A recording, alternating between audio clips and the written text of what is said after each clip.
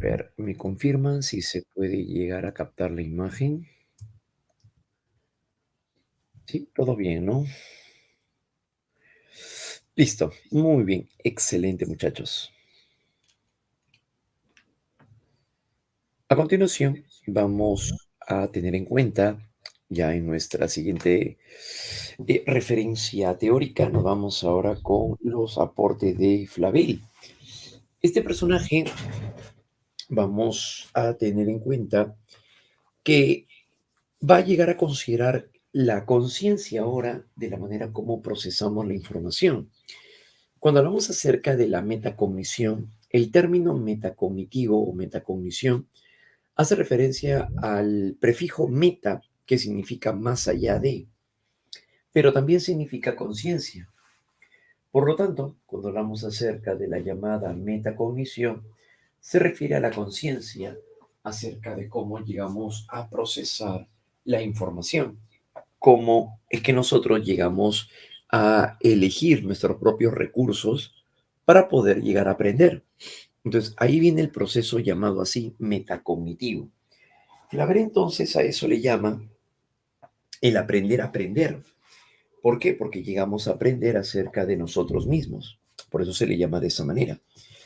Entonces, así la metacognición se refiere a la capacidad de evaluación y de regulación de los propios procesos y productos cognitivos, con el propósito de hacerlos más eficientes en situaciones de aprendizaje y resolución de problemas.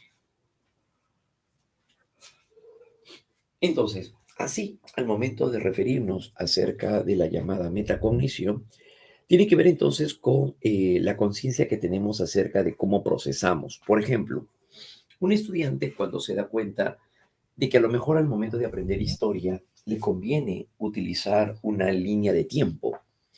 La línea de tiempo le permite organizar mejor la información en un solo sentido.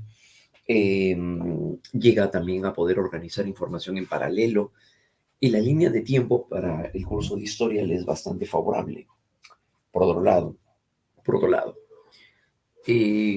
cuando llegamos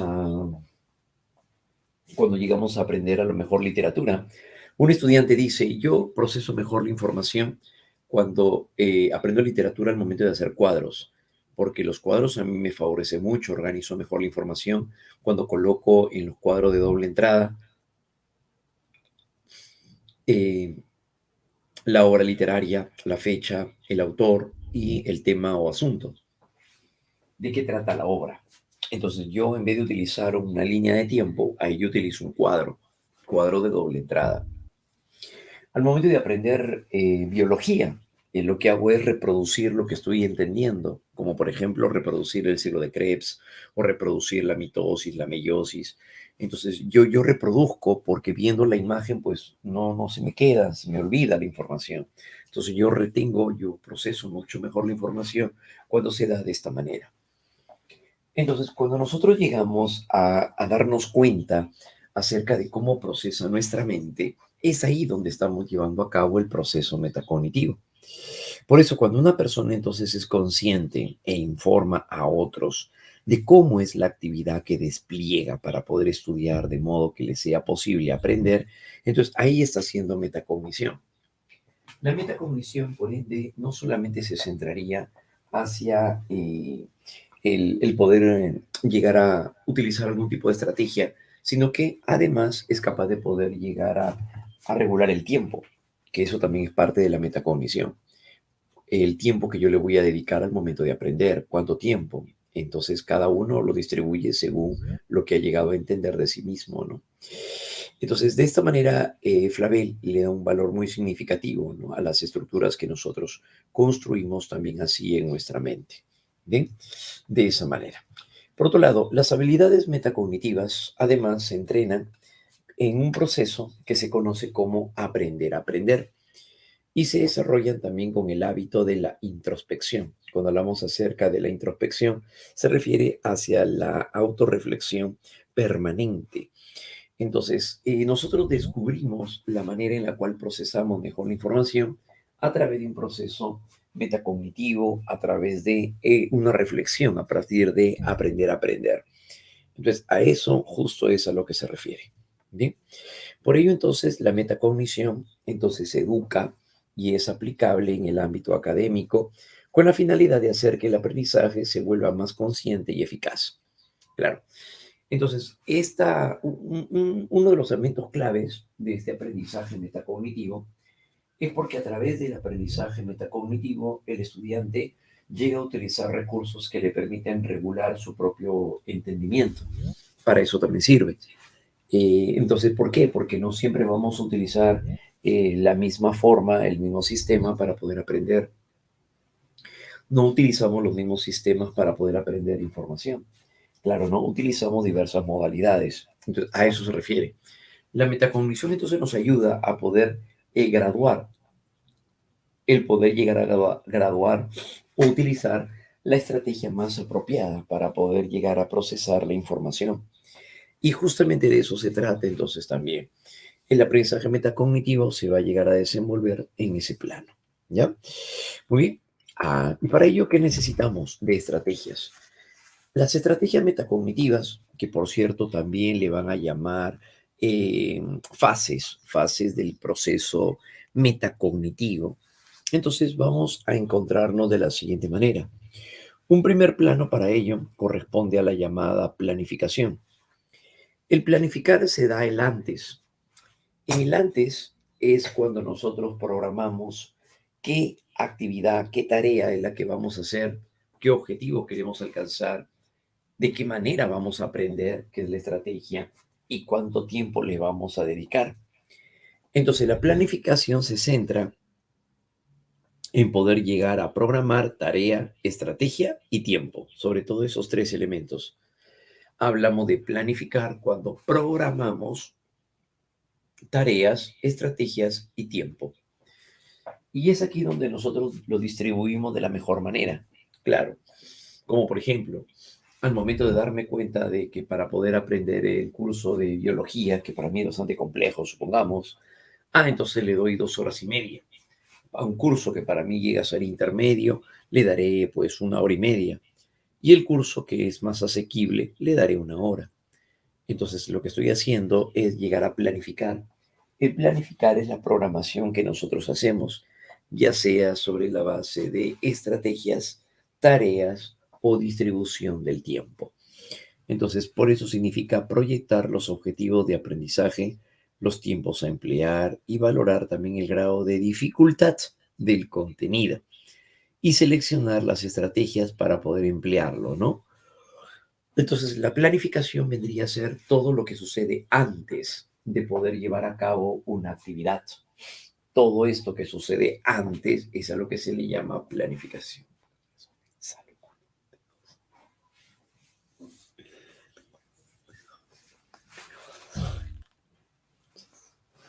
Eso implicaría la planificación.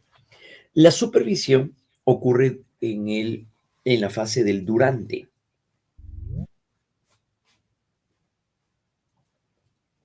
En la fase del durante es donde se lleva a cabo más bien la supervisión. La supervisión consiste ahora en poder monitorear los avances que nosotros tenemos al momento de aprender. Monitoreamos también la organización del tiempo. Monitoreamos qué tan complejo es lo que estamos desarrollando. La supervisión entonces consiste en verificar la cantidad y la calidad en el avance del aprendizaje, detectar así los factores que potencian o intervienen en el aprendizaje. Y es que la supervisión se da durante la aplicación de lo planificado. Así se entiende como la manifestación de lo planificado, ¿no? La regulación de lo planificado. Entonces, de existir deficiencias en el proceso de aprendizaje, se deberá también pues regresar a la planificación, ¿no? A la etapa de planificación nuevamente, claro que sí. Por ejemplo, un estudiante puede decir, yo puedo utilizar mapas conceptuales o mapas mentales. Me conviene hacer mapas mentales también. Voy a hacer un mapa mental del sistema circulatorio. Y para eso el estudiante utiliza sus 30 lápices de estabilo. Efectivamente le queda muy bien su corazón y toda la información y todos los datos. Pero hay un detalle.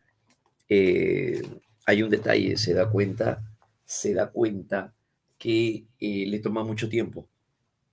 Ese corazón está muy bien hecho, hasta venas le ha colocado, ese corazón lo único que le falta es latir, pero le ha tomado 2 horas con 45 minutos.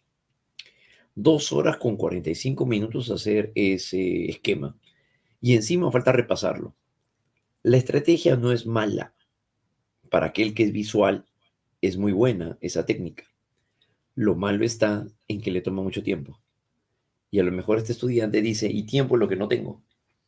Entonces se convierta en una estrategia que puede ser buena, pero no le está siendo funcional, no le está sirviendo porque mucho tiempo le está haciendo perder también, o le toma mucho tiempo hacerlo. Incluso si sea muy diestro en armar mapas mentales, igual le tomaría mucho tiempo. Entonces, la supervisión me permite monitorear el avance y me di cuenta de que estoy avanzando muy lento, ya que me toma demasiado tiempo. Entonces, al momento de supervisar, nos permite regresar al paso número uno, es decir, a replantear, replanear, y por lo tanto llegar a establecer una nueva estrategia. Y por lo tanto, presentar, elaborar una nueva estrategia. Entonces, la supervisión tiene que ver más por ese lado, de existir así deficiencias entonces en el proceso de aprendizaje, se deberá regresar a la parte de la planificación. ¿Muy? De la planificación, claro que sí. Eso va a llegar a darse entonces cuando hablamos acerca de la supervisión, claro que sí. Eso se va a llegar a dar entonces en ese plano. Planificación y supervisión, antes y durante. Pero luego se viene el después. ¿Y el después cuál va a llegar a ser? La evaluación. Cuando hablamos acerca de evaluar, la evaluación consiste en comparar los resultados obtenidos con los objetivos de aprendizaje planificados inicialmente. Esa es la parte de la evaluación. En la evaluación es cuando nosotros entonces comparamos y decimos, si de las 10 preguntas de biología que me había programado, yo estaba haciendo 5, me propuse hacer 6 y al final veo que he llegado a alcanzar 7. Entonces estoy bien, estoy yendo por buen camino. Sí, eso sería la parte de la evaluación. Entonces la evaluación es cuando uno compara los objetivos que uno se plantea con los resultados que se obtienen finalmente. ¿Bien? Entonces, la forma en la cual nosotros llegamos a presentar estos 3 niveles son los considerados niveles de estrategia metacognitiva o las fases del proceso metacognitivo: planificación, supervisión y evaluación. Recordemos que al momento de hacer o de aplicar esto, debemos de tener conciencia en todo momento de la actividad que nosotros realizamos. El tener conciencia nos ayuda a adaptarnos también de una mejor manera. Bien, eso implicaría la llamada estrategia metacognitiva, ¿no? Eso corresponde a las estrategias metacognitivas. O bien, ser consciente acerca de cómo procesamos la información se volvería altamente significativo también para nosotros. Muy bien, chicos. Por otro lado, vamos a ver también las estrategias de aprendizaje. Vamos ahora a las estrategias de aprendizaje. Y cuando hablamos acerca de las estrategias, en cuanto a las estrategias de aprendizaje, vamos a tener en cuenta la manera como lo llevamos a cabo. Las estrategias vienen a ser, en general, ya no se trata de la, ya no se trata de la metacognición, por cierto, son estrategias, ahora es un subtema. Aquí vamos a encontrarnos con procedimientos de planeación y de organización del estudio que van dirigidos hacia un rendimiento exitoso y que, por cierto, permiten así potenciar la atención y el esfuerzo, además de que permiten procesar la información con profundidad y verificar la comprensión. Entonces, los procedimientos que nos permiten planear y organizar la información se pueden ver representados a partir de lo siguiente. Nos vamos entonces con las estrategias. Entre las principales estrategias podemos apreciar a continuación la estrategia de el repaso, por ejemplo. Y el repaso se va a llegar a dirigir hacia la repetición literal de la información. Tenemos para ello entonces el repaso simple y el apoyo al repaso. El repaso simple consiste en poder repetir únicamente la información de manera simple y acumulativa. Ocurre como cuando nosotros ya hemos aprendido un tema y hemos leído sobre un tema y el fin de semana volvemos a revisar esto, ¿no? Sí, eso sería un repaso simple si solamente repetimos. Pero ¿qué apoya el repaso? El subrayar, el destacar, el copiar. El repaso también se puede llegar a dar de manera activa, cuando se realiza de manera continua, cuando los repasos que nosotros aplicamos llegan a darse unos después de otros, entonces también nos ayuda a poder desenvolvernos en ese plano, ¿no? Entonces, eso sería el repaso, no es una repetición literal de la información y el apoyo obviamente también al mismo, ¿no? Subrayar, destacar, copiar y elementos que se van a volver también muy importantes para nosotros. De eso se trata, ¿no? El llamado repaso. Repetición, dijimos literal, entonces así de la información. Repetición literal de la información.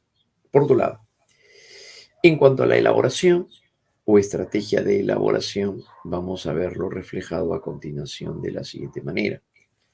Aquí nos vamos a ver enfocados a que la elaboración consiste en relacionar la nueva información con los conocimientos previos o los saberes previos. Para eso entonces nos enfocamos, nos dirigimos hacia el procesamiento simple y el llamado también procesamiento complejo. Si hablamos acerca de un procesamiento simple, consiste en poder llegar a emplear palabras clave. Las palabras clave es como nosotros hemos llegado a utilizar en algún momento como la idea central o una palabra que representa todo un conjunto de ideas. Esa es la palabra clave.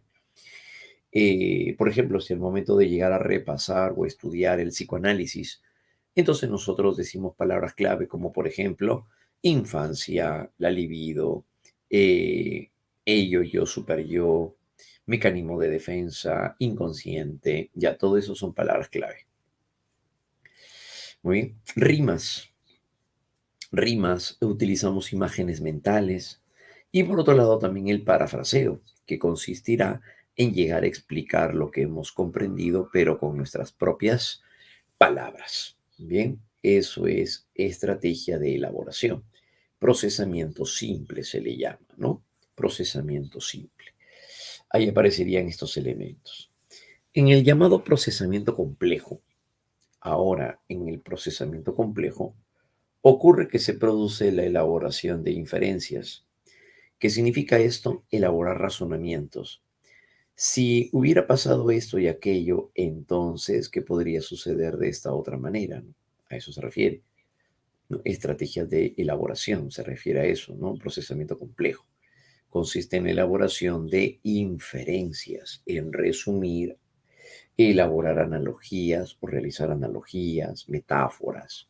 De eso se trata. Procesamiento complejo. En un procesamiento complejo, ahí se van a llegar a encontrar sobre todo las inferencias y los resúmenes.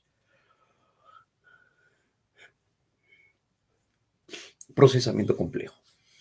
En las estrategias de organización, por otro lado, van a llegar a presentarse a partir de asignar un nuevo código o estructura informativa. La organización viene a ser el orden de la información. Entonces, en este caso nos referimos hacia la clasificación de la información.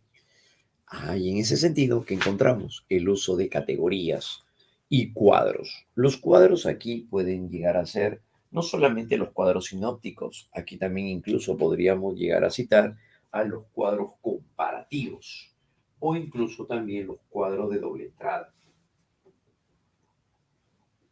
Los cuadros comparativos y los cuadros de doble entrada. Ellos también se van a ver reflejados, entonces, en este caso, pues claro que sí. Ahí encontraríamos también la parte de los cuadros. Pero cuando ya nos enfocamos también hacia ordenar la información, al pretender ahora ordenar la información, bueno, pues eso nos llevará a continuación hacia lo que va a llegar a ser las estrategias de jerarquización y de organización de la información. Se le va a llamar jerarquización porque vamos a llegar a emplear jerarquías de información, yendo de esta manera de lo más complejo, lo más sistemático, hacia otro tipo de referencia, ¿no? Entonces, aquí tenemos el uso de las redes semánticas, se le llama jerarquización, porque vamos a organizar la información de una manera diferente. Utilizamos para ello, entonces, jerarquías, se le llama así, porque se va a llegar a establecer un orden de contenido y podemos organizarlo así, a través de bucles, como en el caso de los cuadros, sino de los cuadros, de los mapas conceptuales, perdón. Llegamos a utilizar, según Novak, podríamos llegar a emplear entonces también este medio. Los mapas conceptuales, los mapas semánticos, también juegan un rol importante para poder organizar la información. Además de el uso también de estructuras textuales. Claro, mapas semánticos vienen a ser otros también, ¿no? Las redes semánticas, donde solamente se emplean las palabras, pero no hay conectores. Entonces, eso también vienen a ser otras formas de organización de la información, ¿ya? Entonces, esto vienen a ser estrategias también de aprendizaje, los cuales van a llegar a combinarse. Recordemos que en este caso de lo que se trata es de llegar a utilizar una variedad de estrategias. Las estrategias no las vamos a utilizar todas para siempre para el mismo fin, para un mismo curso, por ejemplo, ¿no? O para aprender un mismo curso. Bueno, pues no. En la práctica significa que vamos a llegar a utilizar otros recursos. Y la idea está de que eso se trata. No todas las estrategias van a funcionar con el mismo contenido de información que queremos aprender. Eso va a depender mucho de la estrategia entonces que podamos llegar a aplicar o emplear. Claro, ¿no? Entonces los contenidos pueden llegar a ser diversos, qué es lo que pretendemos alcanzar, conocer. Eso va a depender también de los objetivos del curso, ¿no? Y por otro lado, del objetivo del aprendizaje. Entonces, por esa razón es que se necesita llegar a tener en cuenta, sobre todo también, el uso de diversas estrategias. Los estudiantes en general deben de tener una gama bastante amplia de estrategias porque eso les va a permitir innovar y sobre todo al adaptarse de una mejor manera. Es por eso que se utilizan estas estrategias como una amplitud. Entonces, no es solamente la cantidad de estrategias que uno tiene, sino que hay que saber utilizarlas. No se puede aprender un mismo curso con la misma estrategia siempre o varios cursos con la misma estrategia. Se necesita de cambiar de estrategias. Y es por eso que un estudiante que va a llegar a utilizar este tipo de forma de información requiere entonces de llegar a presentar diversas modalidades de organización y de intervención de la información. ¿Ya? Entonces de eso se trata cuando hablamos acerca de el repaso, la elaboración y la organización de la información. ¿Ya, muchachos? En las estrategias de supervisión de la comprensión, esta que viene a continuación, va a estar dirigida más bien hacia llegar a revisar, como su nombre lo indica, de qué manera es que nosotros llegamos a revisar qué tanto estamos conociendo, comprendiendo o aprendiendo en sí. Por eso consiste en generar conciencia de los procesos y de los recursos de aprendizaje. Es allí entonces cuando hablamos acerca de la finalidad, que es llegar a presentar el control y la evaluación del aprendizaje. Entonces, cuando se trata de ello, cuando se trata del control y de la evaluación del aprendizaje, se requiere de plantearse preguntas e incluso el propio estudiante puede llegar a plantearse preguntas Se le llama, así como suena, autopreguntas, pero refiere acerca de sí mismo, acerca de cómo lo está aprendiendo, y él se pregunta y él se responde. Consiste entonces en plantearse preguntas para verificar lo aprendido. Resolver cuestionarios, que es en sí lo que haría un estudiante preuniversitario cuando tiene su material práctico. Cuando tiene su material práctico, ¿no? Entonces, de eso se trata también, ¿no? Resolver cuestionarios. Hablamos acerca también de exámenes, prácticas, ¿no? Que esa es otra manera también de poder ejercerlo. Volver a leer, que esa es otra forma también de supervisar lo que uno está aprendiendo, o de lo que uno ha comprendido. La relectura también nos ayuda, claro. Validar, por otro lado, también la coherencia y la calidad de la información aprendida, ¿no? Claro. Entonces, la supervisión de la comprensión consiste en utilizar recursos que le permitan al estudiante confirmar o asegurar que lo sabe. Para eso, en algunos otros casos, por ejemplo, también llega a utilizar grabaciones de voz, en algunos casos hay también grabaciones de audios, perdón, de voz, de video, y esa grabación entre voz y video también ayuda para poder llegar luego a repasar la información o el contenido. Y que por cierto no está mal. Hay estudiantes que cuando aprenden un tema, lo que hacen es grabarlo. Lo graban en audio o también lo pueden grabar en un video, como cuando alguien aprende biología y se graba a sí mismo explicando un proceso, como la fotosíntesis a lo mejor. Claro, entonces lo que hace es el reproducirlo, lo que hace es aplicarlo y eso implicaría también la supervisión de la comprensión. De esa manera entonces también se logra la parte del objetivo, ¿no? Que es aprender.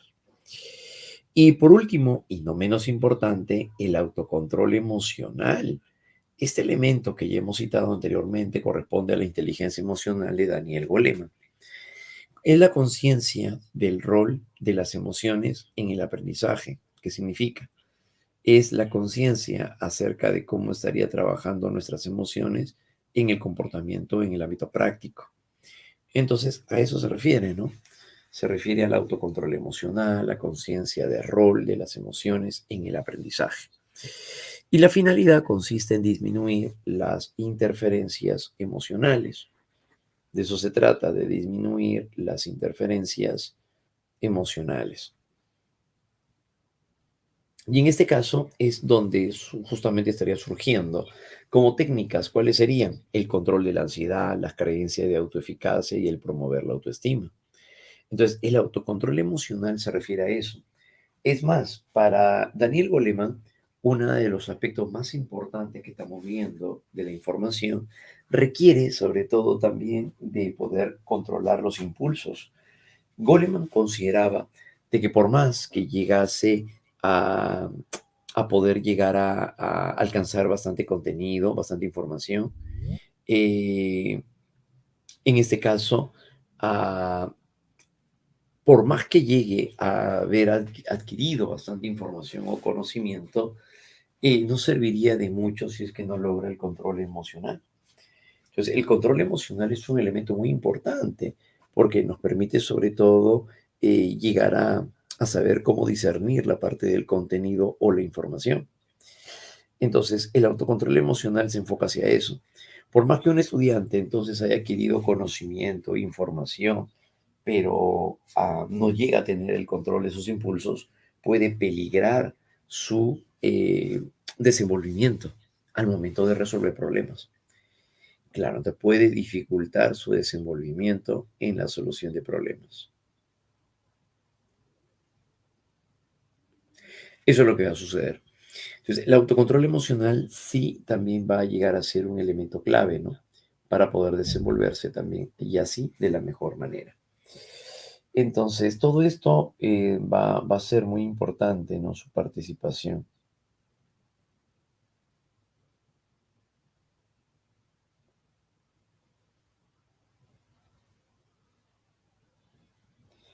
Y su desenvolvimiento. Entonces, eso corresponde al llamado autocontrol emocional.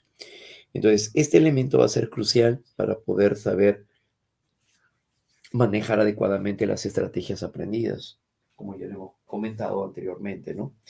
Entonces, si yo tengo una estrategia, pero no puedo controlar mis emociones, no puedo controlar mis impulsos, entonces es altamente probable que no podamos llegar a desenvolvernos en la práctica de manera adecuada. Claro, entonces el autocontrol emocional nos permite ser capaces de poder llegar a manejarlo de una mejor manera. ¿Ya? Eso sería entonces refiriéndonos acerca del autocontrol emocional, no menos importante. Bien, sobre la base de esto es donde ahora nos permite desarrollar un aprendizaje autorregulado. Vámonos ahora hacia un aprendizaje autorregulado. Y en un aprendizaje autorregulado, en esta modalidad de aprendizaje, es aquel en donde se va a caracterizar a continuación porque sobre la base de un aprendizaje metacognitivo, donde se es consciente acerca de cómo se procesa la información, aparece también la llamada regulación de los estados emocionales, que es justamente lo que acabamos de ver hace un momento, y de la automotivación. Significa que también involucra a la automotivación. Entonces no solamente basta, como diría Flavel, en planificar, organizar, supervisar, controlar o evaluar, sino que también requiere del control de las emociones para poder saber manejar las frustraciones, porque es parte del proceso de estudio. En la frustración nos damos cuenta de que hay estudiantes que pueden pretender llegar a mejorar, obviamente, su nivel de rendimiento, pero en la práctica no resulta como espera también. ¿Eso puede ocurrir? Por supuesto que sí. Hay estudiantes que pueden darse cuenta que mientras mejoran en un curso, bajan en otro. Probablemente también pueden notar que por más que puedan planificar de manera muy organizada todas sus actividades estudiantiles, en la práctica a veces no es así. Entonces eso se llama aprendizaje autorregulado. En un aprendizaje autorregulado se toma en cuenta tanto la parte motivacional como la parte afectiva. Así entonces, un estudiante motivado selecciona y realiza actividades por el interés, por la curiosidad, por la meta, y que puede estar más predispuesto a presentar un mayor esfuerzo mental para poder realizar una tarea, así como emplear estrategias más efectivas, desarrollando así su autoeficacia. Es decir, lo importante es que el estudiante se dé cuenta que sabe, ¿bien? Se dé cuenta que es competente, que puede llegar a responder a la altura. A eso se refiere, ¿bien? Entonces, en el aprendizaje autorregulado juega también un rol muy importante todos estos elementos para poder saber llegar a manejar la información. Se requiere entonces de ello, ¿no? El aprendizaje autorregulado.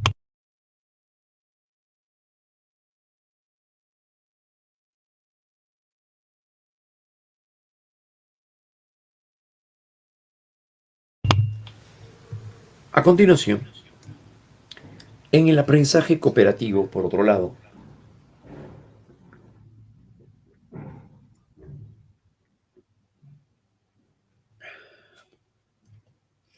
corresponde a un aprendizaje donde se va a tomar en cuenta la colectividad,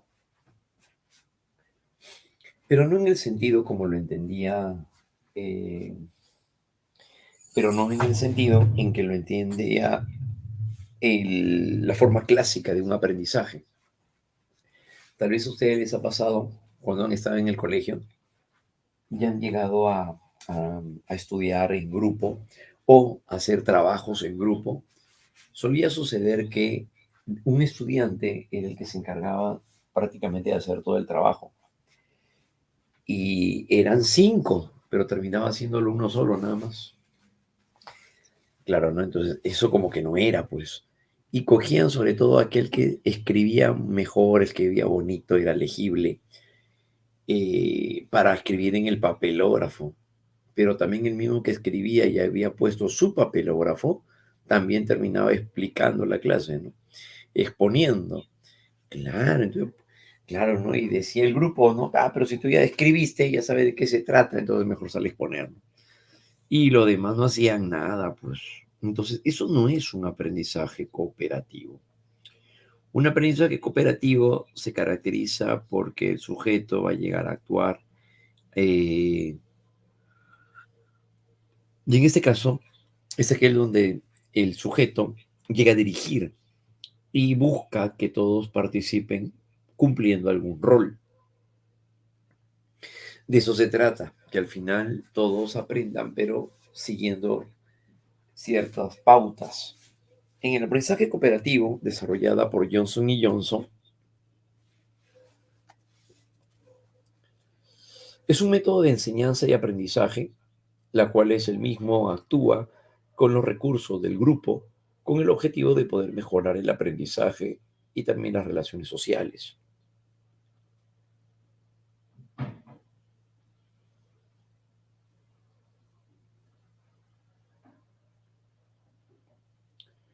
Una manera de aprendizaje basado entonces en el ámbito cooperativo se refiere a poder llegar a manejarlo de una mejor manera, ¿no? Claro, ¿no? Y esto es justo lo que se va a llegar a visualizar. Entonces, al momento en el cual se desarrolla un aprendizaje cooperativo, aquí el aprendizaje se organiza cooperativamente con todos los miembros, donde los objetivos de los distintos alumnos llegan a ser interconectados. Para la forma como lo entiende esta teoría, el aprendizaje cooperativo sigue manteniendo la idea de que el sujeto no es pasivo, sino que el sujeto llega a ser activo. Y al momento de llegar a ser activo, entonces él es el que llega a construir sus propias representaciones.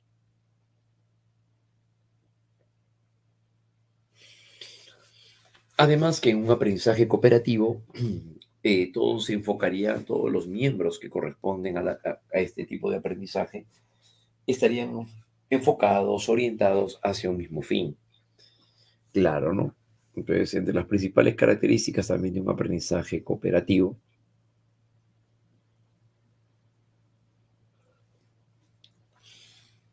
llega a ser directivo, es decir, va a llegar a ser dirigido, presentado a partir de cómo lo presentaría el maestro.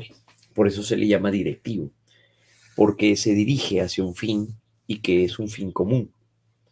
Aquí los alumnos, cumpliendo con un rol específico, trabajan juntos para maximizar su aprendizaje y el de los demás.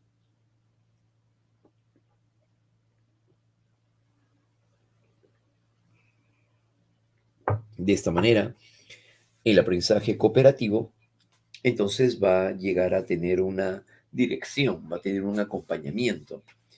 Y ese acompañamiento o dirección viene por parte del maestro. Por eso se refiere. Entonces, este aprendizaje, por eso va a decir, entonces se centra en la tarea, es directivo y se asume también como una línea de aprendizaje. ¿Sí, no? Y se asume como una línea de aprendizaje,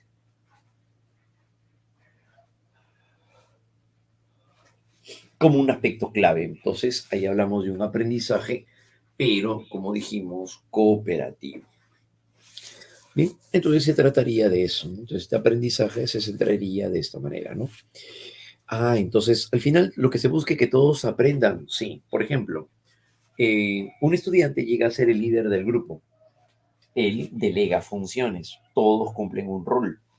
Uno va a tener que encargarse de distribuir el contenido del material que se va a revisar.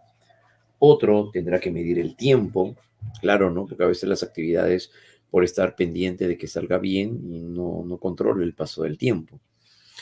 Entonces esa va a llegar a ser otra, otra forma de expresión. Por otro lado, en el aprendizaje cooperativo también se desarrollan habilidades sociales. Por ejemplo, pueden haber estudiantes que pueden saber un tema, saben cómo resolver, pero no pueden ser capaces de poder explicarlos. No sé si a alguno le habrá sucedido. Sabe, pero sabe para él, pero no sabe cómo explicarlo. No sabe cómo lograr que otro pueda llegar a comprender lo que él puede llegar a entender muy bien. Entonces, eso también es parte de las habilidades sociales, ¿no? Claro, la asertividad, la empatía, ponerse en el lugar del otro.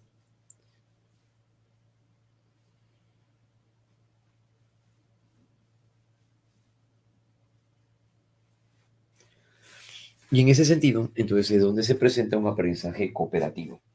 En el aprendizaje cooperativo no hay que confundirlo con el aprendizaje que es de carácter colaborativo.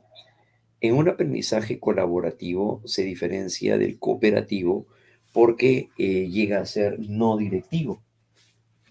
En el aprendizaje colaborativo participan muchas personas, pero no llegan a estar dirigidas hacia un mismo fin. Claro, no hay alguien que reúna sus principales intereses, tampoco. Entonces, eso es parte de un aprendizaje cooperativo.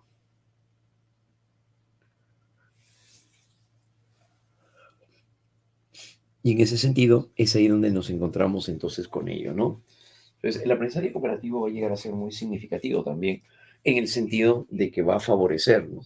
Y el estudio de este tipo de aprendizaje va a darse a partir de los aportes de Vygotsky, que como recordaremos, que nos permite el aprendizaje según Vygotsky, llegar a desarrollar nuestros propios procesos mentales superiores a partir de la relación que tenemos con otros más capaces.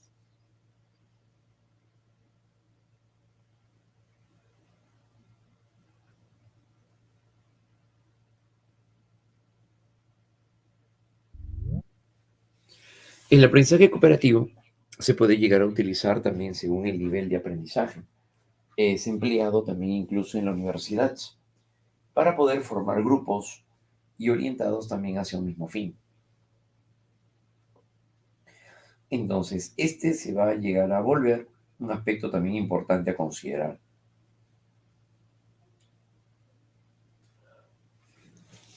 Las decisiones que se puedan ir tomando, que se vayan a ir teniendo, entonces juegan así también un rol muy importante, ¿no? Ese será el aprendizaje cooperativo. ¿Ya? Muy bien. Entonces de eso se trata cuando hablamos acerca de un aprendizaje cooperativo. Muy bien, jóvenes. Listo, excelente. Entonces ahí estarían todas las teorías que hemos ido revisando sobre el aprendizaje cognitivo. Todos ellos se enfocan en poder llegar a considerar que el valor del aprendizaje va a ser entonces en el procesamiento de la información. Allí es donde vamos a encontrarnos con el procesamiento de la información. ¿Ya?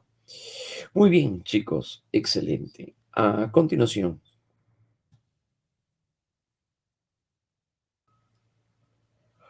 bien, cerramos hasta ahí entonces la idea respecto hacia eh, el enfoque cognitivo. Sí, hasta ahí entonces todo lo que hemos realizado pertenece al enfoque cognitivo.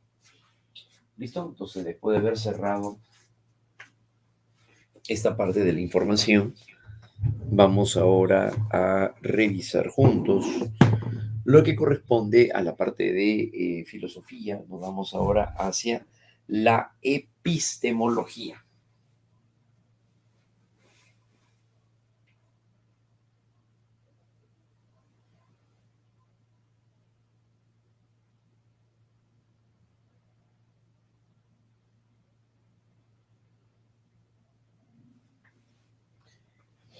A continuación, vamos ahora con la segunda parte.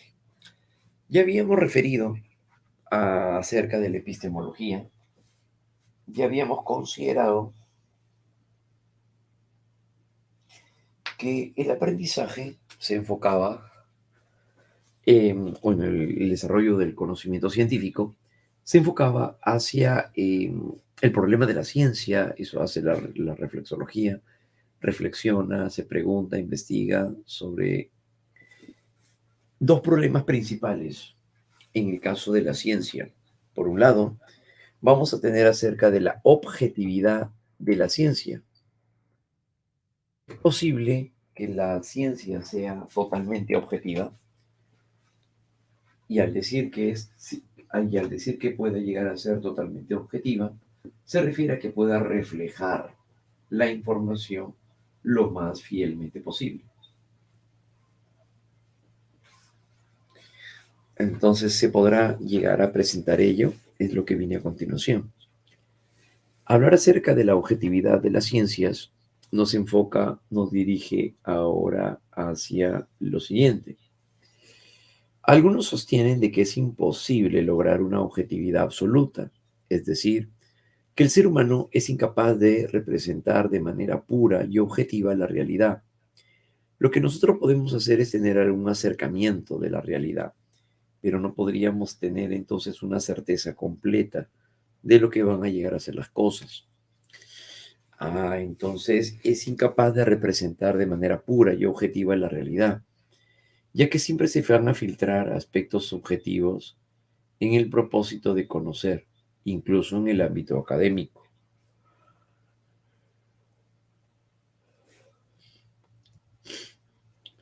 Y otros consideran que esto sí es posible si se sigue el método científico de manera rigurosa y si se toman las previsiones críticas adecuadas para eliminar toda carga subjetiva. Para eliminar, decíamos, toda carga subjetiva. Entonces, la objetividad se va a llegar a ver reflejada de esta manera. Muy bien. Entonces, para algunos, la ciencia puede llegar a ser objetiva, completamente objetiva. Otros consideran de que no es posible que se logre tal objetividad. En este caso, entonces, nos referimos hacia la objetividad de las ciencias. Bien, entonces ahí viene un problema de la objetividad.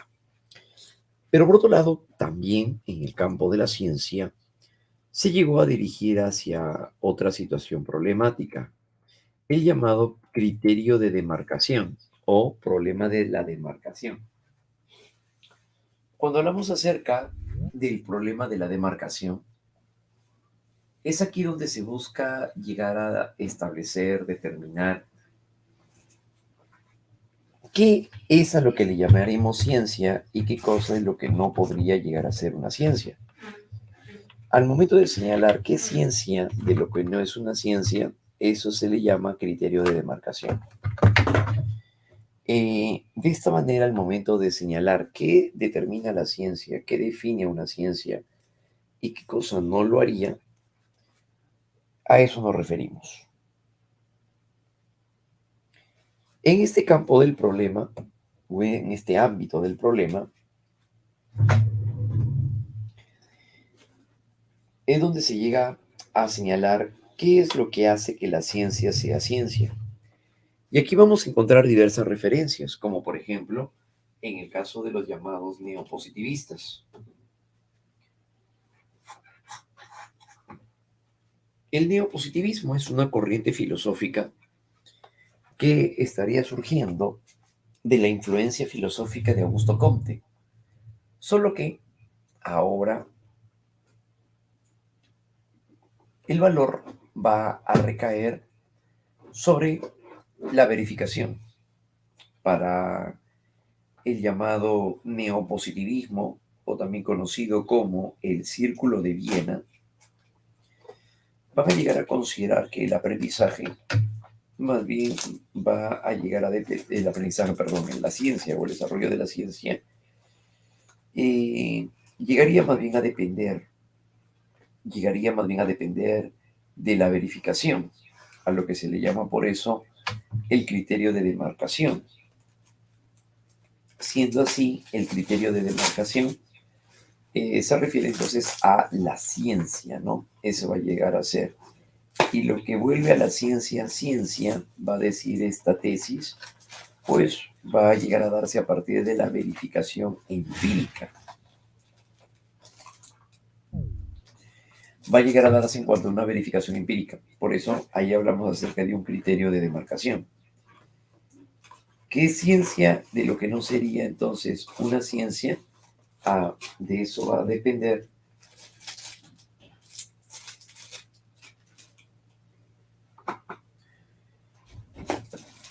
de lo que se vaya a llegar a emplear, entonces podría llegar a ser observable, verificable. Eso es ciencia. Aquello que no forme parte de las características de ser el conocimiento observable, medible o cuantificable, no lo podríamos llegar a considerar como ciencia. Entonces, a eso se refiere. Ah, muy bien. Entonces se le llama criterio de demarcación. Y esto suele caracterizar muy notoriamente al aporte del llamado neopositivismo, pero claro que se podría llegar a dar entre otras. La cuestión,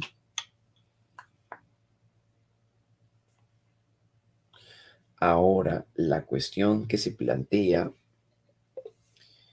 ahora la cuestión que se plantea aquí es cómo podemos distinguir o diferenciar entre ciencia y de lo que no podría llegar a ser una ciencia.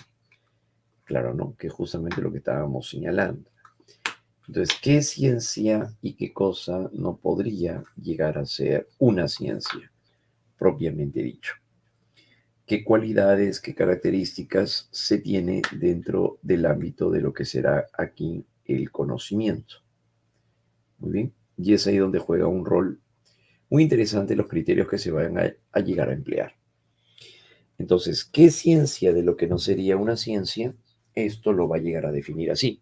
La cuestión que se plantea entonces es diferenciarla. A lo largo del desarrollo de la epistemología, a lo largo del desarrollo de la actividad epistemológica, se plantearon diversos criterios que resultaron insatisfactorios. Claro, en este caso vamos a tener varios, entre ellos va a destacar la propuesta del llamado neopositivismo. Y cuando nos referimos acerca del neopositivismo, se refiere a aquella corriente filosófica que se va a centrar en el principio de verificación, la verificación, ¿no? Eso es lo que va a llegar a ser considerado ciencia, aquello que es observable, medible, cuantificable en sí, criterio de verificación, ¿no? Entonces, eso vendría a ser. Pero también aparece la propuesta de Karl Popper. Y para Popper, el criterio de demarcación va a llegar a ser el falsacionismo. Lo que hace que la ciencia sea ciencia es la condición que tiene para poder ser falsable. Ahora viene esto. Cuando se habla acerca de la falsabilidad, la falsación. La falsación, o también llamado refutacionismo, va a ser la propuesta clave de Popper, que eso lo veremos dentro de un momento. Pero bueno, desde ese punto de vista, hay dos principales concepciones para poder hablar acerca del llamado criterio de demarcación. Entonces, por un lado tenemos al neopositivismo y por otro lado vamos a tener a Popper, claro, ¿no? En el llamado falsacionismo. ¿Qué es ciencia de lo que no sería una ciencia?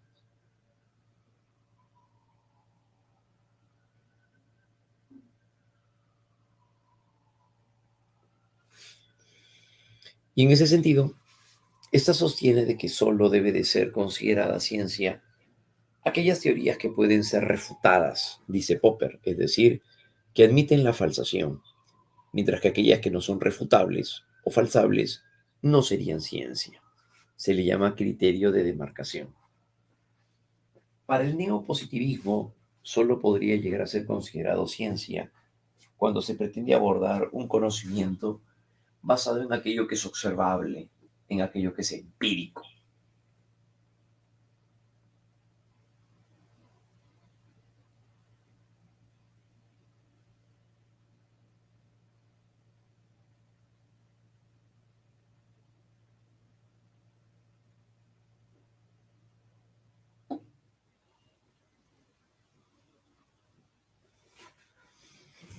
A continuación, entonces, ahí donde vemos dos principales aspectos, tanto lo referido por el neopositivismo como por el racionalismo crítico de Popper. Recordemos que hablar acerca del criterio de demarcación es señalar qué es ciencia y diferenciarlo de lo que no sería una ciencia. ¿Sí? Entonces, esos vienen a ser los dos principales problemas de la ciencia. La objetividad, por un lado la objetividad y por otro lado el criterio de demarcación. Bien, a continuación, vámonos ahora hacia la siguiente referencia. Tesis epistemológicas.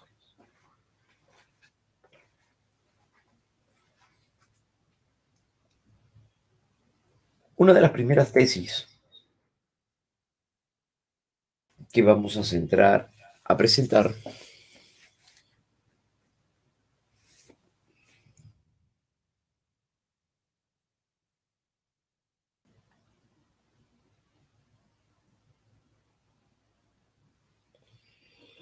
va a corresponder entonces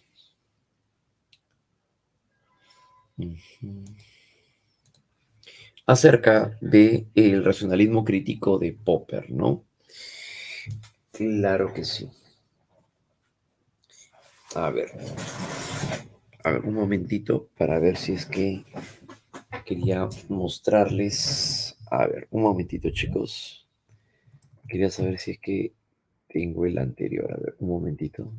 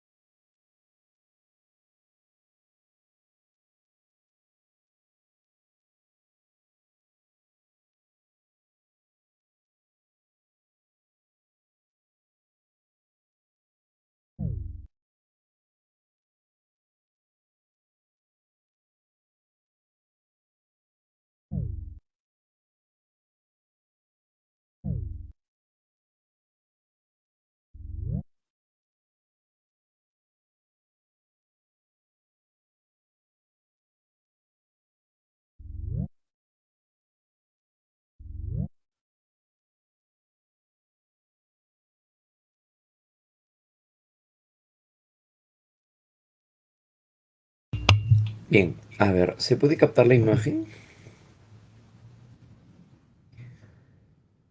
Sí se puede ver, ¿no? Ya, listo. A ver, antes de llegar a Popper, porque bueno, hay que también hacer una referencia, ¿no? Hacia sus antecedentes dentro del problema del criterio de demarcación. Entonces, por eso vamos a empezar señalando esta primera parte con respecto hacia la filosofía analítica de Ludwig Wittgenstein. Y de ahí, poco a poco, ir entrando ya al campo del neopositivismo y pues el racionalismo crítico de Popper y todo lo demás, ¿ya? Entonces, para esto nos damos cuenta de lo siguiente. Hablar acerca de la filosofía analítica de Ludwig Wittgenstein le da un fuerte valor, sobre todo, hacia la manera como es que se pretende llegar a abordar lo que es la ciencia. Este personaje, Ludwig Wittgenstein, se llega a centrar en que la filosofía es una actividad esclarecedora del lenguaje. Wittgenstein consideraba que en la manifestación del conocimiento científico debe de llegar a darse a partir de el lenguaje, porque el lenguaje es lo que va a llegar a fundamentar un aspecto cardinal del conocimiento. Y el lenguaje entonces va a tener que ser un lenguaje pues con sentido, ¿no? Un lenguaje real. Y Wittgenstein consideraba de que esta forma de conocimiento o de lenguaje real solo era apropiado a través de la lógica. La lógica va a ser entonces el uso de un lenguaje que se va a volver riguroso y eso va a llegar a ser muy importante. Entonces, aquí tenemos entonces que considero que la filosofía es una actividad esclarecedora del lenguaje y que por lo tanto se requiere de un lenguaje estricto y riguroso para evitar las ambigüedades y hacer de la ciencia un conocimiento más exacto. Wittgenstein llegó a considerar que la actividad del lenguaje, esclarecer un lenguaje, era importante en la ciencia, porque de no ser precisos en el lenguaje, podríamos hacer interpretaciones o enfocarnos a investigar algo que al final no tendría sentido. El lenguaje permite delimitar el conocimiento también y nos permite expresarlo. Entonces, ese lenguaje exacto, riguroso, del cual está señalando Wittgenstein, al final se refiere al lenguaje de la lógica. Este lenguaje, como comentábamos, es el lenguaje lógico, el mismo que permitirá diferenciar los problemas auténticos de lo que serían los carentes de sentido. Entonces aquí lo que él está valorando es un lenguaje lógico. Claro, él lo que él está valorando es un lenguaje lógico. Y que permitiría diferenciar, así dijimos, los problemas auténticos de los carentes de sentidos. Y lo que pasa es que Wittgenstein llega a señalar a raíz de esto eh, que un lenguaje sin sentido es un lenguaje referido al campo de la metafísica también. ¿Por qué? Porque no se puede observar ni medir. Al momento de decir los ángeles son inmortales, para Wittgenstein eso es un lenguaje sin sentido. ¿Por qué? Porque no hay forma de poder confirmarlo, ya sea de manera experimental o ya sea de una demostración lógica. Si no tiene ni una comprobación empírica, ni tampoco lógica, entonces eso no sería ciencia. Claro, no puede ser ni matemática, ni tampoco puede ser física, química, biología o las demás ciencias sociales. Entonces, por esa razón es donde aparece Ludwig Wittgenstein de esta manera. Entonces, este lenguaje es el lenguaje lógico, claro, ¿no? El cual permite diferenciar de los verdaderos problemas de los carentes de sentido.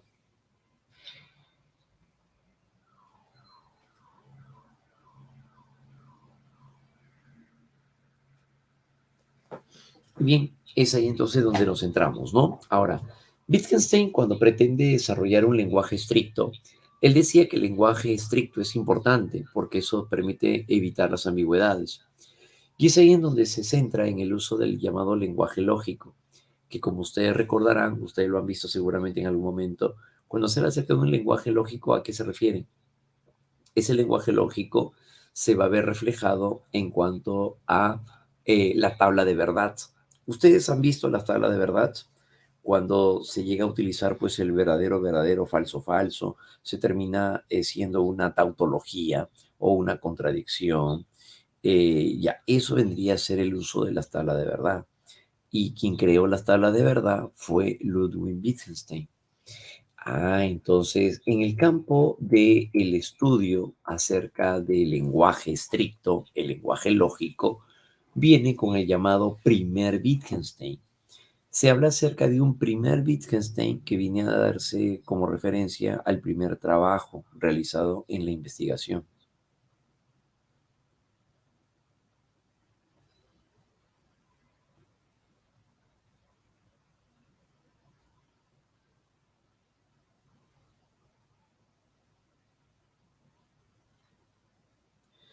En este campo, Ludwig Wittgenstein entonces señalaría el llamado lenguaje consentido. Un lenguaje consentido es un lenguaje que refleja un contenido, un conocimiento empírico. Corresponde a un lenguaje que refiere sobre la realidad basada en los hechos, es decir, sobre lo fáctico. Fáctico proviene del latín factum, que significa hechos. Y nos encontramos como, por ejemplo, al decir que la fricción genera calor. Ese es un lenguaje consentido. ¿Por qué? Para Wittgenstein, porque se puede llegar a confirmar, establecer de esta manera.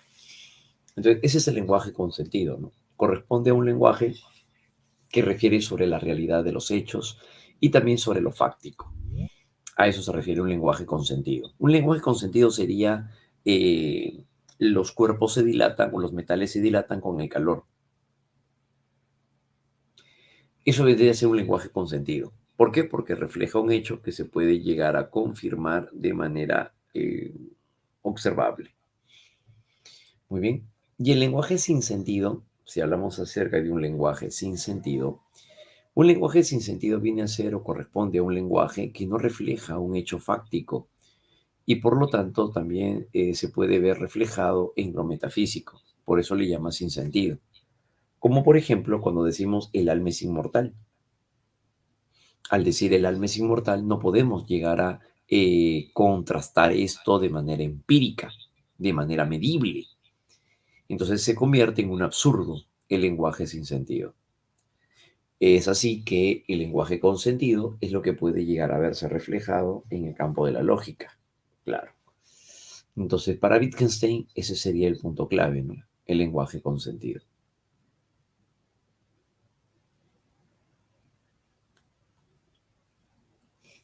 En un lenguaje, entonces, con sentido y un lenguaje sin sentido. El primer Wittgenstein desarrolla la teoría figurativa o isomórfica. La teoría pictórica también se le llama así, ¿no? La teoría pictórica del lenguaje. ¿Esto qué significa? Esta teoría afirma que una proposición es una figura o es una imagen de la realidad. Por eso se le llama teoría figurativa o isomorfismo. Y las proposiciones pueden ser atómicas o pueden ser moleculares y que vienen a ser figura de la realidad. Al decir entonces la pared es blanca, eso sería, por ejemplo, una proposición atómica. Si junto dos proposiciones atómicas y digo la pared es blanca y el piso es negro, entonces eso ya se vuelve una proposición molecular, porque estamos hablando de la combinación de ideas simples o de proposiciones atómicas simples. Muy bien. Entonces, las proposiciones atómicas y moleculares son figuras de la realidad y representan, dijimos, hechos.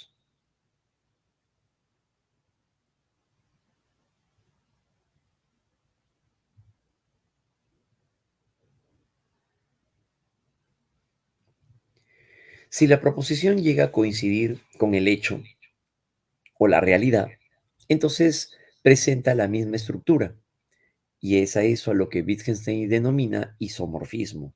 Por ejemplo, cuando hablamos acerca de un isomorfismo, cuando decimos la fresa es roja y al observarlo nos damos cuenta que el objeto o la fruta tiene ese color. Al decir que la fruta es roja y eso coincide con el hecho, entonces eso se llama isomorfismo.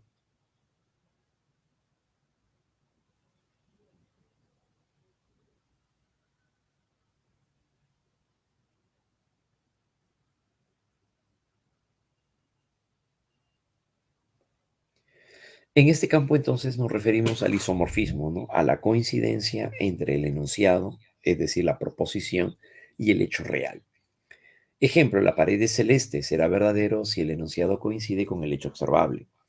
Por otro lado, lo que no podemos hablar es preciso mejor callar, decía Wittgenstein, refiriéndose sobre todo al campo de la metafísica. Entonces, yo no podría decir que el alma es inmortal porque eso no se puede reflejar a través de un lenguaje que sea objetivo y realista. Por eso diría, de lo que no podemos hablar, de lo que no podemos fundamentar, entonces es preferible callar, es preferible no decir nada.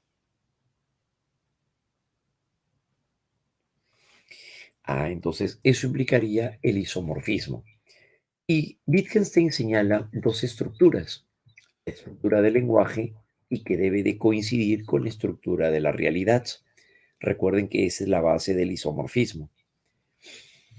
Al momento de señalar una proposición atómica, que vendría a ser, por ejemplo, una afirmación, el Sol es una estrella, vienen a ser enunciados que afirman o niegan un hecho a partir de palabras ordenadas. Se convierte ello en una proposición. Es una proposición atómica.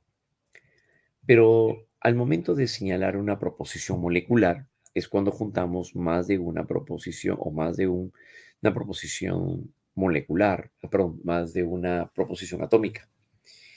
Combina proposiciones atómicas empleando conectores o enlaces, como por ejemplo, si el Sol es una estrella, entonces yo digo ahora, el Sol es una estrella y la Luna es un satélite. Allí estamos construyendo una proposición molecular.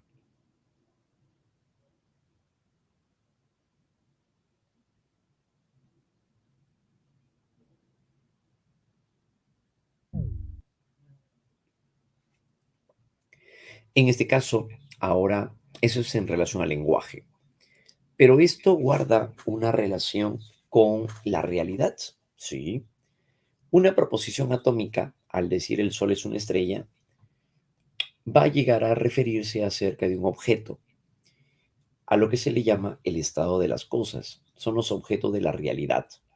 Una piedra, una hoja de árbol, eso vendría a llegar a ser un objeto material. En la estructura de la realidad nos encontramos a las cosas materiales. En una proposición molecular es hablar acerca de hechos.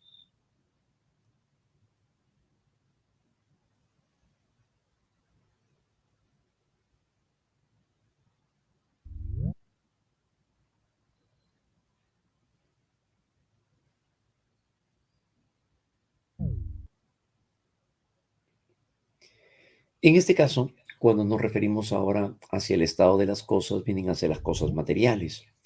Y los hechos son un conjunto de cosas. Combinan los estados de las cosas. Una piedra una piedra o una hoja de árbol, al ser soltadas, caen, que vendría a ser un hecho. No solamente se trata de la cosa, del objeto propiamente, sino que esta al ser soltada, llega a presentar su efecto. Entonces, a eso se le llamarían los hechos. Y esto aquí corresponde a la realidad. Cuando, cuando el lenguaje coincide con la realidad, es aquí donde se produce, dijimos, el isomorfismo.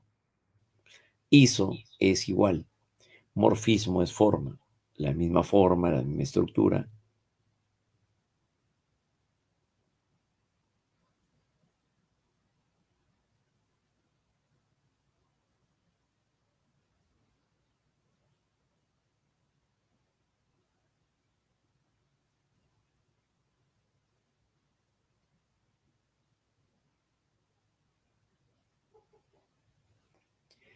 El isomorfismo va a ser una representación entonces donde coincide el lenguaje con la realidad.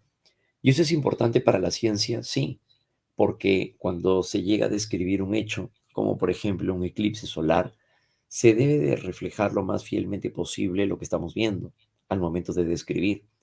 Y para describir se necesita de un lenguaje preciso que refleje lo que estamos viendo. Eso implicaría el isomorfismo.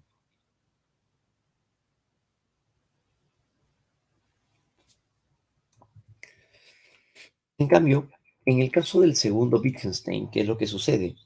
Wittgenstein, luego de realizar este primer estudio del Tractatus Lógico-Filosófico, donde se centra en el lenguaje lógico, el lenguaje complejo de esta manera, por otro lado, más bien llega a dedicarse luego a la jardinería. Y cuando regresa a la jardinería, de la jardinería y regresa a la actividad académica, critica su propia obra, critica el propio Tractatus. Y él dice, pero el lenguaje no tiene por qué ser ordenado, tan estructurado, riguroso como se pretendió hacer en otro tiempo. Entonces Wittgenstein critica su propia tesis del Tractatus y llega a considerar de que el lenguaje, por más riguroso que se pretenda, no siempre reflejará no va a reflejar la realidad tal cual es. Entonces, este segundo momento de la actividad filosófica de Wittgenstein se contrapone a lo expuesto en la primera expresión, como dijimos. Afirma de que no existe una sola lógica, sino varias formas para adoptar la lógica, no siendo únicas las formales. Entonces, en este caso, podemos utilizar el lenguaje de diversas maneras y pueden ser diversas formas de expresión de la verdad. El significado de lo que le damos a las cosas depende del uso social, presentando validez según su uso en un contexto determinado y en forma de juego de lenguaje. Wittgenstein creía que el lenguaje se puede llegar a presentar ahora no en un sentido tan riguroso como la ciencia, sino que el lenguaje también incluso se presentaría en nuestra vida cotidiana. O por ejemplo, eres mi constante en un mundo de variables. Para Wittgenstein, eso es un juego de lenguaje. Se está pretendiendo llegar a expresar una idea, un conocimiento, utilizando un lenguaje metafórico. El amor en la matemática es un problema. En la química es una reacción. En historia es un descubrimiento. En literatura es un poema. Pero en mí, el amor eres tú. ¿Esto qué es? Es una representación poética. Y Wittgenstein creía que a pesar de que esto no se puede formalizar como P, Q, R y hallar la tabla de verdad, no deja de ser transmisión del conocimiento. Esto es uno de los aspectos más favorables de Ludwig Wittgenstein. Entonces el lenguaje poético es una forma de juego de lenguaje, lo cual, por el hecho de no ser representado simbólicamente, no significa que habría que restarle valor. Entonces ahí es donde viene el segundo Wittgenstein. Claro, ¿no? Hazme el amor, pero de tu vida. Entonces, en este caso, ¿qué vienen a ser? Son un conjunto de representaciones poéticas. Y todo ello entonces va a ser una manera de expresión de la verdad, una forma de expresión del conocimiento. Sí, claro que sí. Claro, ¿no? Entonces, ahí es donde él critica su propia versión anterior, porque el lenguaje no se pueda representar simbólicamente no significa que no exista o sea errado. Muy bien, con un aspecto principal. Para Wittgenstein no existe o entonces el lenguaje, sino que existen muchos lenguajes, tantos como formas de vida, y cada forma de vida da lugar a un juego de lenguaje con reglas y con objetivos propios. Pero entre los juegos de lenguaje existen solo ciertos parecidos de familia y no una esencia común. Podemos utilizar entonces varias formas de poder transmitir la parte de nuestro conocimiento de esta manera. Se dio cuenta además de que para poder establecer una relación entre el lenguaje y la realidad, para definir qué es el lenguaje, no podía presuponer que el lenguaje refiere a la realidad. Esto es, se dio cuenta de que no se puede utilizar el lenguaje para hablar o para establecer tesis sobre el lenguaje. Sería como definir un concepto utilizando en la definición el mismo concepto que se tiene que definir. En pocas palabras, no se podría hacer un lenguaje del propio lenguaje.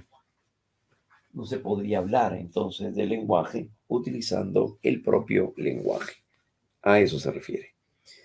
Entonces, considera a partir de eso las limitaciones, ¿no? Limitaciones del lenguaje. Muy bien, entonces para Ludwig Wittgenstein, los juegos del lenguaje se refiere a la forma de uso que le damos al lenguaje. ¿Bien? Aquí en el segundo Wittgenstein dice de que no hay un único lenguaje conceptual que refiera a la realidad, sino que afirma de que existen una multitud de juegos lingüísticos que hacen que el significado de cada una de las palabras de cada juego sean adquiridos con el uso de las mismas en una determinada forma de vida. Entonces, pueden haber varias formas de juego de lenguaje, pero lo importante vienen a ser las reglas que se tienen. Y cada uno de estos juegos, continúa Wittgenstein, remite a formas de vida.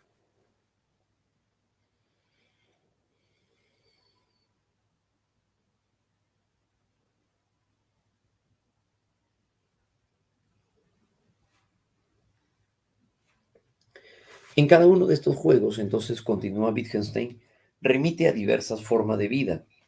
Esto significa de que en el ámbito de la ciencia, por ejemplo, cada grupo humano construirá aquello que llamamos hechos reales, dependiendo de su forma de vida. Así, un esquimal considerará el hecho de la blancura de manera diferente a cómo lo hacemos nosotros. Claro. Entonces, podemos referir utilizando un lenguaje o formas de lenguaje teniendo en cuenta la referencia contextual. Todo significado del lenguaje, en pocas palabras, se va a llegar a dar dentro de un contexto.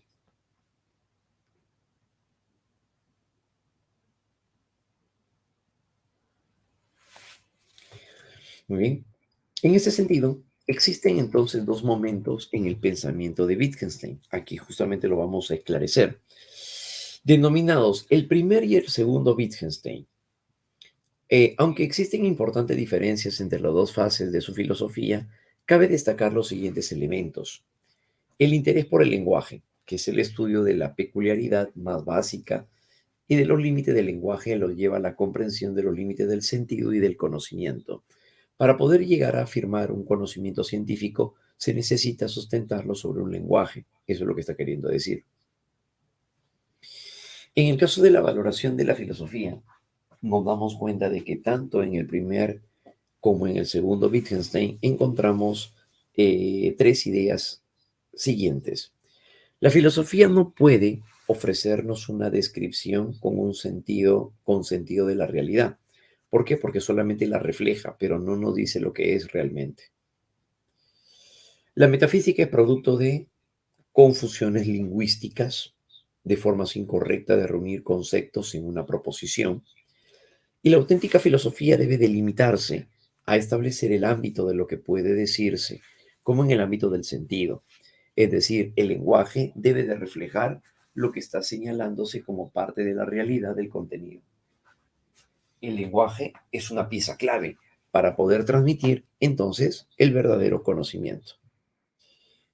Y por otro lado, las dos fases se incluyen en el marco del empirismo, fundamentalmente por las dos tesis. El mundo está compuesto por entidades espaciotemporales que se relacionan contingentemente y consta de hechos. El único modo de conocimiento es el de las ciencias empíricas, que es la experiencia, la percepción, y es el fundamento de todo conocimiento. Aquí, ¿qué es lo que nos quiere decir? Que el desarrollo y comprensión de la ciencia se debe a través del lenguaje. A través del lenguaje comprendemos lo que es la ciencia. Y se requiere, decíamos entonces, de un modo de conocimiento en el que las ciencias empíricas también lleguen a establecer en su propia perspectiva eh, la forma de expresión del conocimiento. ¿Bien? Entonces, entre el primer y el segundo Wittgenstein que encontramos, los límites del conocimiento humano. El primer Wittgenstein se centra en el Tractatus Lógico-Filosóficos y el segundo en investigaciones filosóficas. En el primer Wittgenstein, este personaje se orientó hacia la teoría referencialista de la realidad. Él planteó eso en el primer Wittgenstein, donde yace la lógica y la matemática. En el segundo Wittgenstein, en las investigaciones filosóficas, se centra en la teoría pragmática del lenguaje. La teoría pragmática del lenguaje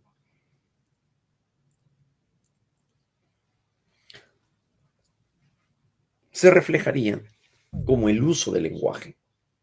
El primer Wittgenstein, sobre la teoría referencialista de la realidad, trató de reflejar lo más fielmente posible la realidad, y eso lo va a ver representado a través de la lógica. Ahí yace el primer Wittgenstein. En el primer Wittgenstein se encontraría el Tractatus Lógico-Filosóficos, donde le da valor hacia los hechos observables.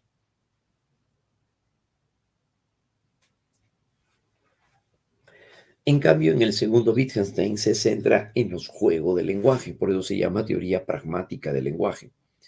Lo que importa no es lo que decimos literalmente, sino cómo lo decimos y en qué contexto lo decimos, que cobra significados diferentes. Eso sería entonces el primer Wittgenstein y el segundo Wittgenstein. Juego del lenguaje el segundo, y en el Tractatus el lenguaje lógico riguroso. Muy bien.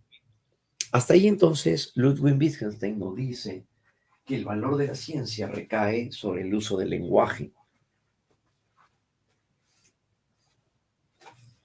sobre el uso del lenguaje. Para el neopositivismo, este neopositivismo se le llama así porque llega a presentar una perspectiva nueva. ¿Cuál va a ser? Sí, como ya sabemos, el positivismo es una corriente fundada en el siglo XIX por Augusto Comte, y el neopositivismo se centró en poder llegar a abordar aquello que se centra en lo observable, medible y cuantificable.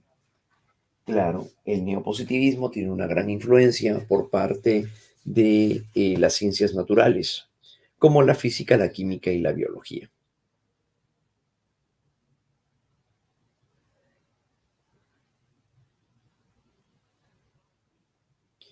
El neopositivismo le da un gran valor ahora hacia el método experimental, pero añaden algo nuevo, por eso se llama neopositivismo. Le añaden algo nuevo. ¿Y cuál vendría a ser? La lógica. Por eso es que al neopositivismo se le llama empirismo lógico.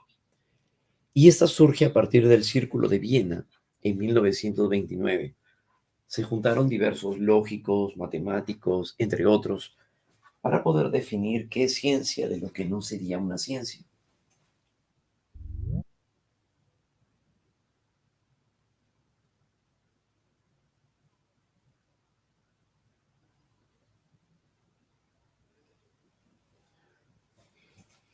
En este caso, nos damos cuenta que esta corriente entonces surgiría del Círculo de Viena, la cual se centró hacia determinar el criterio de demarcación. Esta corriente, fundada por Morris Schlick, consideró los postulados del positivismo de Comte, en lo que resalta la importancia por lo observable, lo medible, lo cuantificable y lo metódicamente riguroso. Recordemos que además el positivismo de Comte reacciona contra la metafísica, porque la metafísica no es observable, ni medible, ni cuantificable, como el tema del alma, el ser o Dios. Es así que defendió esta corriente también el uso del método inductivo y la necesidad de confirmar todo conocimiento a través de la verificación experimental. A través de la verificación experimental. Bien, entonces ese viene a ser el punto, ¿no? Entonces defendió esta corriente a través del uso del método inductivo. Los neopositivistas entonces consideraron como valioso el conocimiento que se funda en lo observable, en lo medible y en lo cuantificable, y partiendo de lo particular hacia lo general. Ese es el método inductivo. Y el valor por el uso del método experimental, como ya sabemos. Entonces, los neopositivistas son aquellos que van a considerar de que ciencia es aquello que será observable, medible y cuantificable. Y también va a ir contra la metafísica, igual que Comte. Bien. Y defiende, como ya dijimos, la inducción, ir de lo particular a lo general. El neopositivismo, también conocido como positivismo lógico o incluso empirismo lógico o empirismo racional, Es una corriente filosófica desarrollada durante el siglo XX y que busca superar el positivismo de Comte. Los principales autores de este movimiento fueron los autores del denominado Círculo de Viena, fundado por Morris Schlick en 1921 y disuelto finalmente en 1936. Ajá, muy bien. Por otro lado, encontramos que los principales problemas de la metafísica y de la filosofía en general, relacionados con las concepciones abstractas como el ser y la nada, fueron catalogados como pseudoproblemas y pseudoproposiciones. Pseudo significa falso, en tanto no hacían referencia a sujetos o situaciones que pudieran ser comprobados empíricamente. De tal manera que estos debían resolverse por medio de un análisis lógico del lenguaje, que terminaría revelando que más que cuestiones reales o problemas de la realidad, todo este tiempo se estuvieron considerando problemas lingüísticos provocados por el empleo del lenguaje.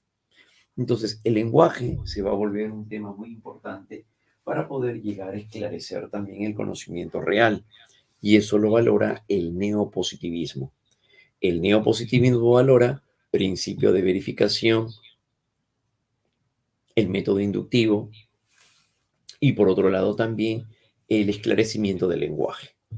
Bien, sobre esta base en consecuencia se definió que el sentido de toda proposición venía determinado por su comprobación empírica y se propuso que los conceptos metafísicos de ramas filosóficas como la ética y la estética deberían ser eliminados y que estas ramas deberían de migrar a disciplinas con comprobaciones científicas, como por ejemplo la psicología. Bien. Entonces, los neopositivistas consideran que solo es ciencia aquello que es observable, medible y cuantificable. Aquel que no tiene esas cualidades, entonces no puede ser ciencia. Por eso critica la metafísica, porque la metafísica llega a estar envuelto en un ámbito de expresión del conocimiento centrado en el alma, el ser o Dios, ¿no? Esa es la metafísica. Y como nada de eso puede ser observable o medible, entonces se concibe de que no sería una ciencia, desde el punto riguroso del neopositivismo, recordemos esto. Muy bien. Pero viene ahora quien reacciona contra este neopositivismo. Y este personaje se trata de Karl Popper. Vámonos ahora con la referencia de Popper.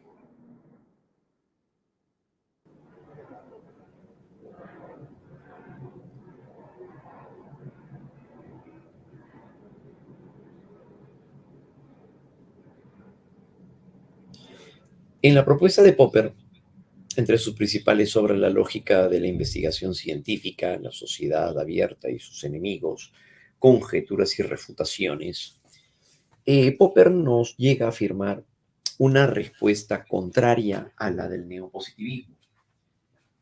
El positivismo fundamenta el conocimiento científico basado, dijimos, en lo observable y en lo verificable empíricamente, o sea, la parte experimental. Pero Popper va a llegar a señalar que cuando se fundamenta o se pretende fundamentar un conocimiento en base a la ciencia, el conocimiento científico no se desenvuelve a través de confirmación de hechos, sino que de lo que se trata es de llegar a consolidar un aprendizaje, pero, o consolidar una investigación, pero sobre la base de lo medible y lo cuantificable. Popper decía de que no siempre el conocimiento va a tener esta forma. Además, el conocimiento no avanza porque se verifican los hechos, sino cuando lleguen a ser falsables, ya que esto se convierte en un absurdo. ¿En qué sentido? Popper está en contra del neopositivismo y por lo tanto está en contra de está también en contra entonces del principio de verificación y el método inductivo. Por supuesto, se opuso al método inductivo por eso y la verificación del método o del neopositivismo. Y él plantea esto. Según el neopositivismo, si veo un cisne que es blanco, el segundo que también es blanco, veo un tercer cisne que es blanco, voy a decir, ¿todos los cisnes son blancos? Eso sería una inducción, pero para Popper se volvería absurdo, porque por un grupo reducido de cisnes no podría decir de que todos los cisnes son blancos. Y, por otro lado, principio de verificación. Para estar seguro de que todos los cisnes son blancos, habría que verificarlo, habría que ver cada cisne en el planeta para poder darnos cuenta de que en verdad todos los cisnes son blancos. ¿Y será posible eso? Para Popper no hay forma de poderlo presentar. Entonces, ni el principio de verificación ni el método inductivo es favorable, dice Popper, criticando al neopositivismo. Por eso él dirá ahora, si el oro es un metal y conduce la electricidad, la plata también es un metal y conduce la electricidad, el cobre es metal y conduce la electricidad. En conclusión, todos los metales conducen la electricidad a partir solo de tres metales que experimentamos. ¿Será cierto eso? Entonces Popper viene y dice, pues eso sería absurdo, ¿no? Las leyes enunciadas como generalización de casos infinitos de pruebas experimentales a partir de casos finitos, o sea, a partir de unos cuantos casos, se cree que siempre va a darse de esa manera, dentro de un tiempo o espacio determinado, no es ciencia. Entonces, aquello que no reúne esas características no es ciencia. Cuando no se reúnen esas condiciones, no es ciencia. Eso se llamará el racionalismo crítico. Claro. Entonces, Popper llegará a presentar ahora, ¿y cuál es su respuesta? Si él dice entonces que sería absurdo creer que porque un cisne es blanco, otro también lo es, todos los cisnes son blancos, entonces, ¿qué plantea Popper? Popper plantea el principio de falsación, el cual considera más bien una generalización hipotética. Él diría, yo no voy a investigar a cada cisne en el mundo para decir de que todos son blancos, sino que yo preferiría asumir hipotéticamente de que todos los cisnes son blancos hasta que aparezca el cisne que no lo sea. Y mientras eso no surja, sigue siendo favorable decir que todos los cisnes son blancos. ¿Y eso por qué? Porque nunca hay que dejar cerrada la posibilidad de que el conocimiento sea terminado. Popper por eso critica las leyes científicas. Si decimos entonces que los metales se dilatan con el calor, ¿qué pasaría que haya un metal en algún momento se descubre que no conduzca la electricidad? ¿Es posible? Sí. Entonces, ahí estaríamos hablando de una falsación. Hasta hallar por eso el llamado contraejemplo. Todos los cisnes son blancos, todos los cisnes son blancos, eh, hipotéticamente hablando, hasta hallar el cisne que no lo sea. Entonces, en el falsacionismo o refutacionismo como criterio de demarcación, Popper dirá que solo cuando existe la posibilidad de que un hecho práctico demuestre la falsedad de una hipótesis o una teoría, eso podría llegar a ser considerado científico. Por tanto, la investigación científica deberá enfocarse en hallar casos de contraejemplos, que vienen a ser sucesos que contraponen el ejercicio pertinente de lo postulado por una hipótesis o una teoría científica. Ese es un contraejemplo.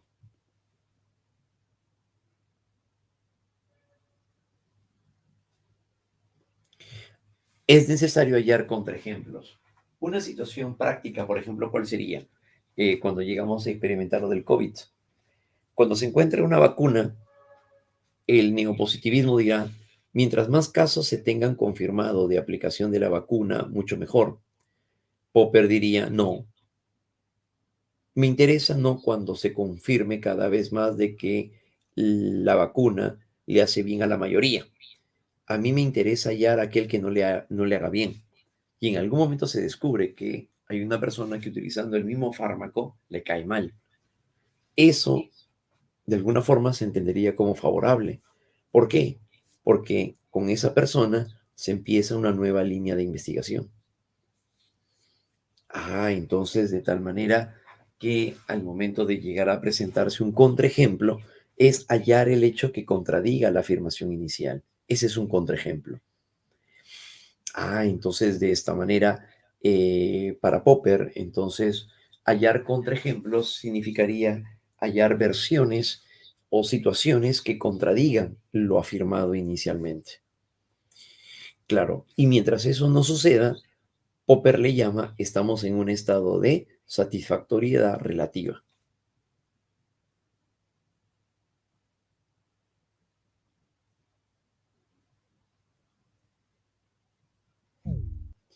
En este caso, entonces, si regresamos al tema del COVID, sucederá entonces que cuando una vacuna no le hace bien a uno, basta eso para centrarnos ahora en investigar por qué no lo hice bien.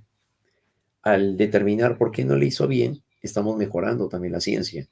Entonces, la ciencia no se desenvuelve mientras más se confirma un hecho que lo ha venido haciendo, sino cuando se llegan a hallar contraejemplos, cuando se llegan a hallar, perdón, situaciones que lo contradigan. Ahí estamos hablando de un avance científico. Entonces de esta manera es ahí donde se concibe la participación de la ciencia, claro. De esta forma afirmó Popper que la ciencia como un conjunto son un conjunto de proposiciones falsables o refutables. Para Popper, las proposiciones científicas nunca deben de ser consideradas concluyentes. Decir que la fricción genera calor siempre va a funcionar, eso va a darse bajo determinadas condiciones. Claro, no significa que siempre vaya a suceder. Todos los metales conducen electricidad, todos los metales conocidos. Puede ser que en algún momento se encuentre un metal que no conduzca la electricidad. Entonces siempre hay que dejar abierta la posibilidad, ya que la posibilidad de que un hecho venga a falsarlas siempre está latente. Por lo tanto, de esta forma se hace ciencia mediante ensayo y error. Se haría ciencia mediante ensayo y error. Tanteamos, nos equivocamos, replanteamos, y la ciencia es eso, es un conjunto de expresiones de ensayos y errores.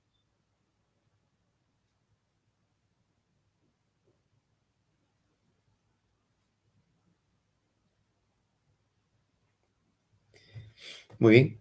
Entonces, en este caso es la propuesta de Popper, entonces, ¿no? Recordemos que lo que él valora es hallar el contraejemplo.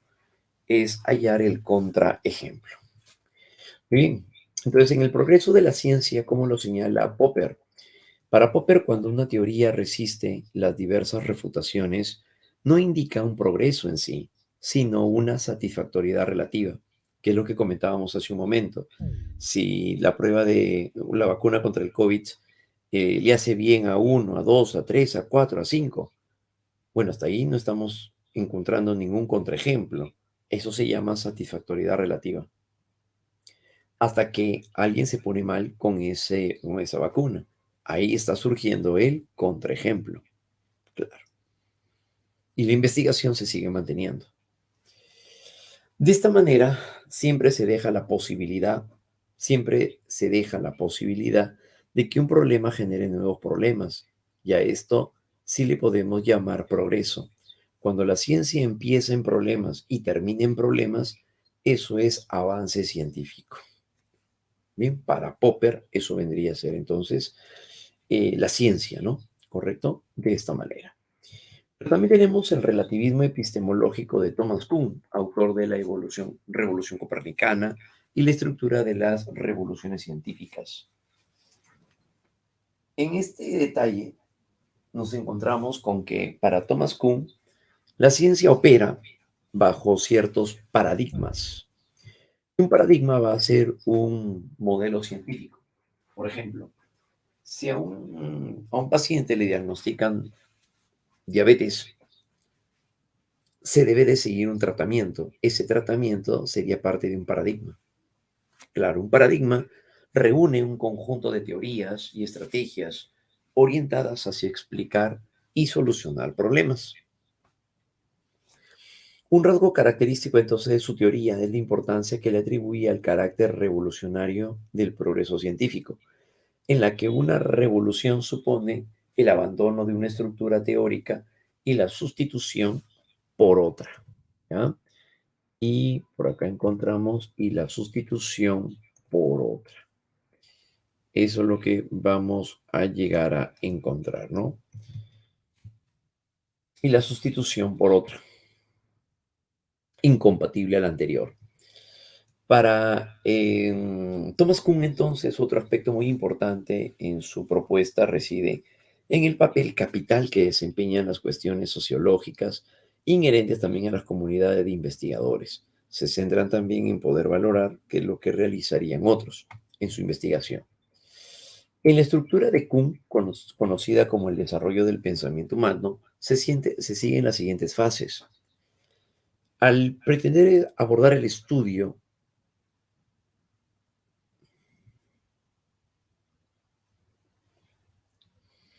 en la estructura del conocimiento, el desarrollo pensamiento crítico, él considera las siguientes fases. Hay una primera fase de la estructura científica de Kuhn, en la cual se parte de una presciencia.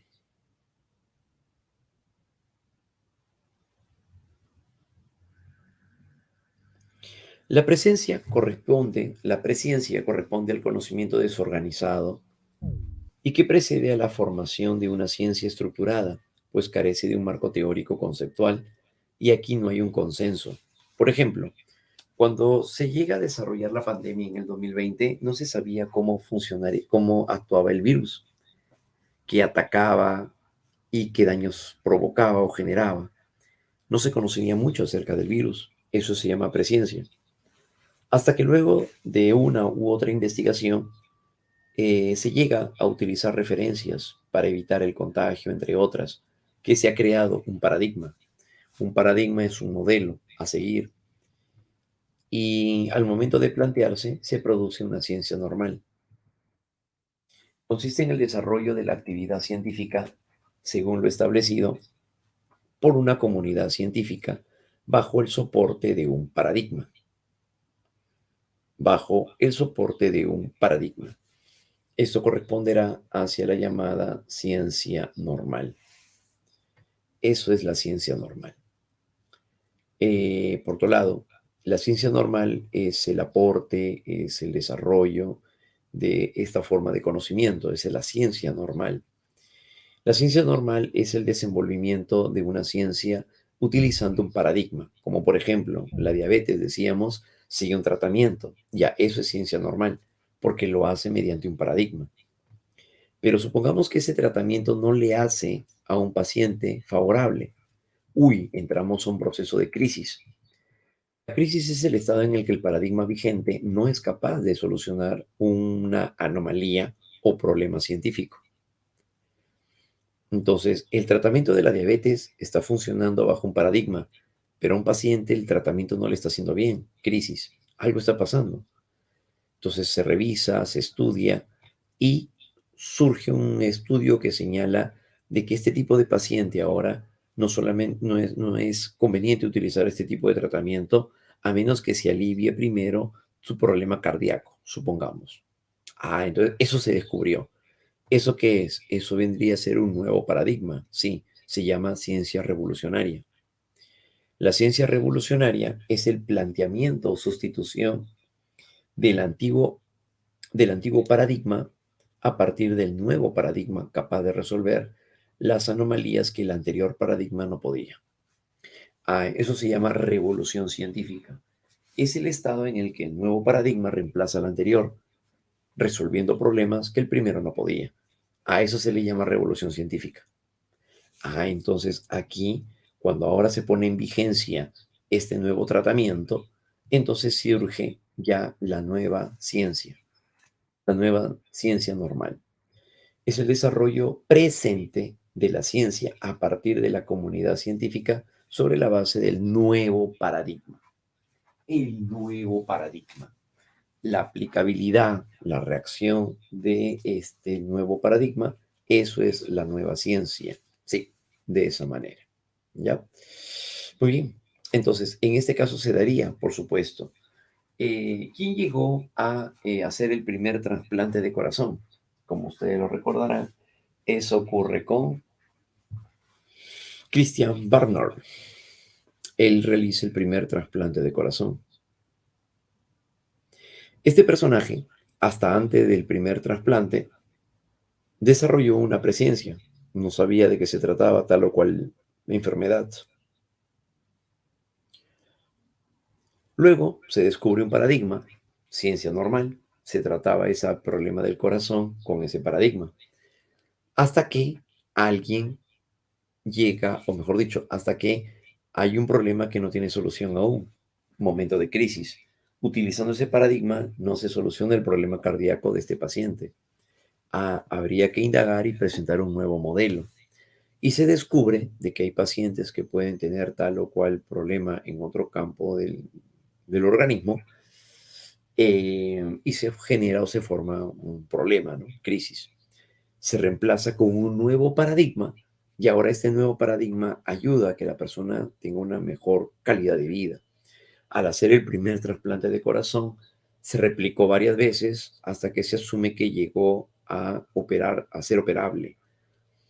Y ahí viene la ciencia revolucionaria, está reemplazando el nuevo paradigma con el antiguo paradigma. Claro, ¿no? Y por último, pues la forma como se maneja, se manifiesta, sería la nueva ciencia o la ciencia normal, donde aparece la vigencia ahora del nuevo paradigma. Es decir, ya hasta nuestros días se sigue utilizando el trasplante de corazón. Claro. ¿Por qué? Porque esa es la nueva ciencia. Claro, ¿no? A eso se refiere, la nueva ciencia.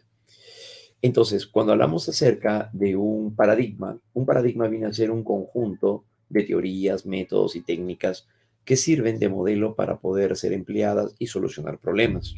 Claro, ¿no? Como por ejemplo en el caso de la medicina.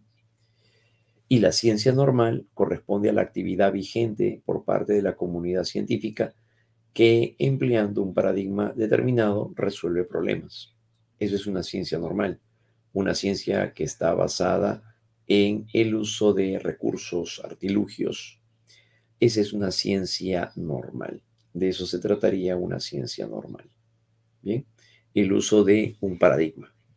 Pero en este caso, una revolución científica, que ya le hemos definido, corresponde al cambio de un paradigma sustituyendo a otro y se pretende resolver un problema o explicar un fenómeno. Por otro, que presente un cuerpo teórico sostenible, nueva metodología, redefinición de términos, técnicas innovadoras y los recursos necesarios para resolver las situaciones problema que el paradigma antecedente no podía. Eso es revolución científica. Implica, por tanto, el paso de una visión científica de la realidad hacia otra, generando un cambio en la visión del mundo, ontología, ¿no? Y la manera de cómo se da el pensamiento científico, epistemología. La revolución científica entonces es eso. Ocurre cuando se reemplaza el nuevo paradigma, se reemplaza el antiguo paradigma por el nuevo paradigma, resolviendo más problemas o anomalías. Eso es revolución científica. Pero también utiliza un concepto llamado inconmensurabilidad. ¿Qué significa esto? Podríamos decir de que un paradigma al sustituir a otro anterior, entonces es mejor el nuevo que el antiguo. Se podría decir que un paradigma puede ser mejor que otro. En términos de Thomas Kuhn, va a considerar de que eso no sería posible.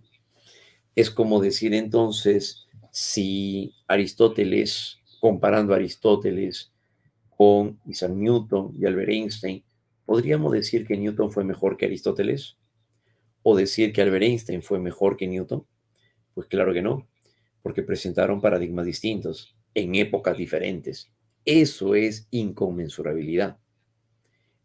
Entonces no podríamos señalar de que un paradigma sea mejor que otro. Además, se considera de que una teoría científica no puede considerarse ser mejor que otra por diversos contextos, como por ejemplo las condiciones socioeconómicas y también de carácter sociohistórico. Entonces, por ello es que no podría llegar a ser considerado entonces un paradigma que sea mejor que otro. ¿Ya? Muy bien, chicos. Bien, hasta aquí vamos a llegar entonces, jovencitos, el día de hoy. Ha sido todo un gusto haber compartido con ustedes, aunque avanzó un poquito rápido porque el tema nos ganaba y sobre todo también la hora. ¿Ya? Listo, muchachos. Entonces nos vemos, cuídense mucho, un abrazo y ya nos estamos viendo para nuestra próxima semanita. ¿Ya, muchachos? Que les vaya súper bien a todos y que tengan una muy buena semana entonces también, muchachos. Listo, nos vemos, cuídense, un abrazo para todos. Chau, chau, chau.